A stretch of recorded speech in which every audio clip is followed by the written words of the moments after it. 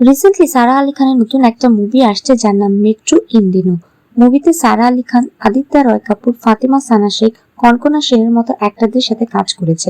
কিন্তু সারা আলি খানের রিসেন্ট ইন্টারভিউতে সে অনেক অহংকারী আর অদ্ভুত আচরণ করছে। আজকে কথা বলা যাক সারা আলি খানকে নিয়ে। সারা আলি খান সাইফ আলি খানের মেয়ে, তাই বলাই চলে সে অনেক ধনী, কিন্তু তার ব্যবহার অনেক অদ্ভুত। বর্তমানে মুভির প্রমোশনের জন্য সারা আর আদিত্যের রিলেশনশিপ নিয়ে একটা গুজব ছড়ানো হচ্ছে, কিন্তু বাস্তবে তাদের মধ্যে কোনো কেমিস্ট্রি দেখা যায় না। আদিত্য রয় কাপুর আনান্যা পান্ডের বয়ফ্রেন্ড ছিল। তখন তাদের মধ্যে যে সম্পর্কটা বোঝা যেত, সারার আদিত্যকে দেখলে মনে হয় সারা আদিত্যকে নিচে নামানোর ট্রাই করছে আর আদিত্য সারার উপর বিরক্ত। সারা আলি খানের সব ইন্টারভিউতে দেখা যায় সারা তার সাথে থাকা বাকি অ্যাক্টরদের কথাই বলতে দেয় না, অথবা তারা কথা বললেও সারা তাদের মাঝখানে কথা বলে। এছাড়াও সে সবার থেকে নিজেকে কুল মনে করে। তার এসব আচরণে শুধু অডিয়েন্স না, বরং তার সহকর্মীরা বিরক্ত। যেমন ফাতেমা সানা শেখ, আদিত্য রয় কাপুর অনেক বেশি বিরক্ত। আমরা সবাই জানি সারা আলি খান সাইফ আলি খানের মেয়ে হওয়ার কারণে খুব সহজেই সিনেমায় কাজ করতে পারে।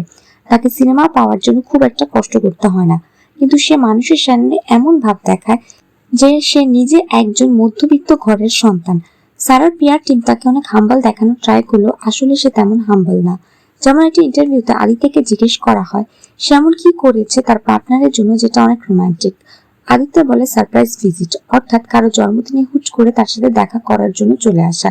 তারপর ইন্টারভিউয়ার অনুরাগ বাসুকে জিজ্ঞেস করে এরকম কিছু নাম বলার জন্য মানুষ যেটা মনে করে রোমান্টিক কিন্তু আসলে টক্সিক। তখন সারা আলি খান মাঝখান দিয়ে বলে ওঠে সারপ্রাইজেস। সারার এরকম উত্তর শুনে সবাই শকড হয়েছে, কারণ একটু আগে আদিত্য রয় কাপুর বলেছে সারপ্রাইজ ভিজিট হলো সবচেয়ে বেশি রোমান্টিক। আরেকটা ইন্টারভিউতে জিজ্ঞেস করা হয় আজকাল কি ভালোবাসা খুঁজে পাওয়া কঠিন কোনো কিছু? তখন ফাতেমা বলে আজকাল ভালো ছেলে খুঁজে পাওয়া কঠিন।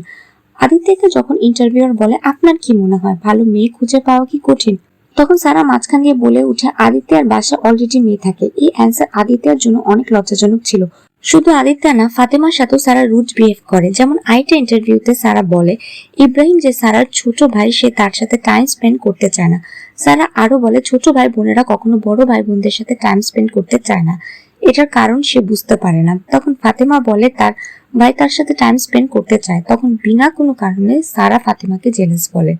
সারা নিজের ইন্টারভিউতে কিংবা বিভিন্ন শোতে অনেকবার বলার ট্রাই করেছে সে তেমন একটা টাকা খরচ করে না, তার কাছে মনে হয় বেশি টাকা খরচ করা উচিত না। যেমন সারা একবার বলেছিল 1600 টাকার টাওয়াল কে কিনে, এটা তো ফ্রিতেই হোটেলে পাওয়া যায়। সারা একজন ওয়েল ক্লাস ফ্যামিলির মেয়ে হয়ে হোটেলের ফ্রি টাওয়াল ইউজ করছে, ব্যাপারটা কি আদৌ লজিক্যাল মনে হয়? যে সারা আলি খান 1600 টাকা দিয়ে টাওয়াল কিনে না, সে এক্সপেন্সিভ ব্যাগ ঠিকই কিনে। তখন আর সারার টাকা অপচয়ের কথা মনে থাকে না। ইন্ডিয়ান একজন ফেমাস ইউটিউবার আশিস চাঞ্চালানি যে সারার সাথে কাজ করেছে, সে একবার বলে যে সে এমন একজন নায়িকার সাথে কাজ করেছে যার ব্যবহার অনেক অহংকারী আর বিরক্তিকর ছিল। এখানে ডিরেক্ট সারার নাম নেয়নি, কিন্তু একমাত্র সারার সাথে আশিস একটা শুট করেছিল, তাই বলাই চলে সারা ক্যামেরার সামনে যতটা নিজেকে মিডল ক্লাস বা ভদ্র দেখানোর ট্রাই করে, সে ততটা ভদ্র কিংবা মিডল ক্লাস কোনোটাই না, বরং রুড আর হিপোক্রেট।